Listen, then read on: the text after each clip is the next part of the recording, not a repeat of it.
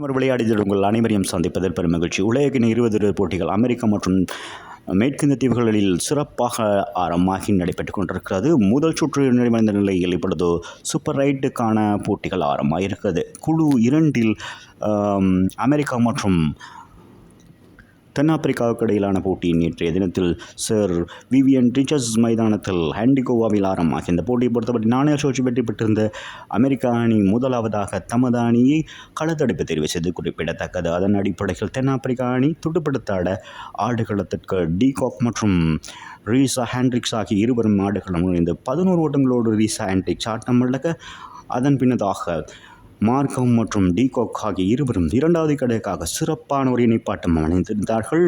அமெரிக்க பந்து வீச்சுகளை சமாளித்து 4-6 என பெற்றுக் கொடுத்து இரண்டாவது கடைக்காக 60 பந்துகளில் 110 ஓட்டங்கள் இணைப்பாட்டம் பெற்றுக் கொடுத்தது குறிப்பிடத்தக்கது.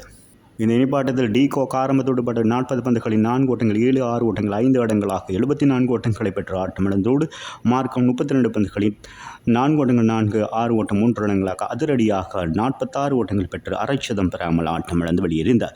அதன் பின்னதாக டேவிட் மில்லர் 0 ஆட்டம் இழக்க இறுதி நேரத்தில் ஒரு சிறப்பான இணைப்பாட்டம் தேவை என்ற அடிப்படையில் ஆண்ட்ரி கிளாசன் மற்றும் ட்ரிஸ்டன் ஸ்டாப்ஸ் ஆகிய இருவரும் 30 பந்துகளில் 5வது விக்கெட்டுக்காக 53 ஓட்டங்கள் இணைப்பாட்டம் அமைத்துக் கொடுத்திருந்தார்கள். இதில் ஆண்ட்ரி கிளாசன் 22 பந்துகளில் 3-6 ஓட்டங்கள் இடங்களாக 36 ஓட்டங்களை ஆட்டம் இழக்காது பெற்றிருந்ததோடு ட்ரிஸ்டன் ஸ்டாப் 16 பந்துகளில் 4 ஓட்டங்கள் 2 இடங்களாக 20 ஓட்டங்களோடு ஆட்டம் இழக்காதிருந்த வேளையில் நிர்ணயிக்கப்பட்ட 20 ஓவர்கள் 194 ஓட்டங்களை பெற்றுக் கொடுத்திருந்தார்கள்.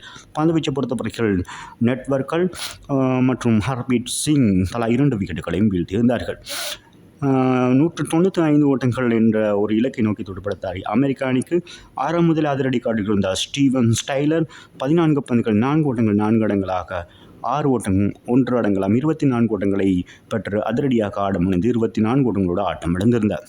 அவரின் ஆட்டம் இழப்பை தொடர்ந்து நிதிஷ்குமார் 8, அரோன் ஜோன்ஸ் அணியின் தலைவர் 0, ஷாஹன் ஜஹாங்கீர் 3 மற்றும் கோரை ஆண்டர்சன் 12 ஓட்டங்கள் என அடுத்தடுத்து விக்கெட்டுகள் வீழ 6வது விக்கெட்டுக்காக ஒரு சிறப்பான இணைப்பாட்டம் அமைத்திருந்தார்கள்.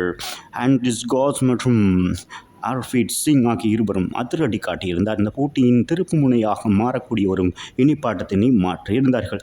43 பந்துகளில் 91 ஓட்டங்கள் இணைப்பாட்டம் அமைத்து எதிரணியான தென்னாப்பிரிக்கா அணியை திக்குப்போக்காட செய்திருந்தார்கள் என்பது குறிப்பிடத்தக்கது. இந்த 2 வீரர்களும் ஹர்பீட் சிங் 22 பந்துகளில் 4 ஓட்டங்கள் 2, 6 ஓட்டங்கள் 3 இடங்கள் 38 ஓட்டங்கள் பெற்றிருந்த வேளையில் ஒரு முக்கியமான தருணத்தில் ஆட்டம் இழந்திருந்தார்.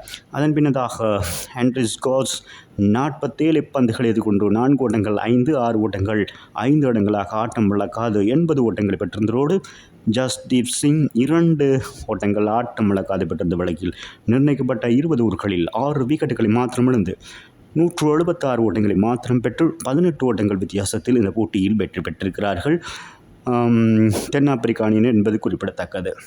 இந்த உலகக்கிண்ணத்திலே மிகவும் சிறப்பான ஒரு அணியாக மாறியிருக்கிறது அமெரிக்க அணி. முதல் முறையாக உலகக்கிண்ணத்திலே பங்கு பற்றி எதிரணிகளை பந்தாடி கொண்டிருக்கிறது என்பது எதிரணிகளுக்கு பயமுறுத்தி கொண்டிருக்கும் அணியாக மாறியிருக்கிறது. ஆகவே பந்துவீச்சை பொறுத்தவரை தென்னாப்பிரிக்க அணி சார்பாக கெகிசோ ரபாடா 4 ஓவர்களில் 18 ஓட்டங்களுக்கு 3 விக்கெட்டுகளையும் மற்றும் கேசவ் மகாராஜ், ஆண்ட்ரிஸ் நோட்ரிச் மற்றும் சம்சி தலா 1 விக்கெட்டுகளையும் வீழ்த்தியிருந்தார்கள்.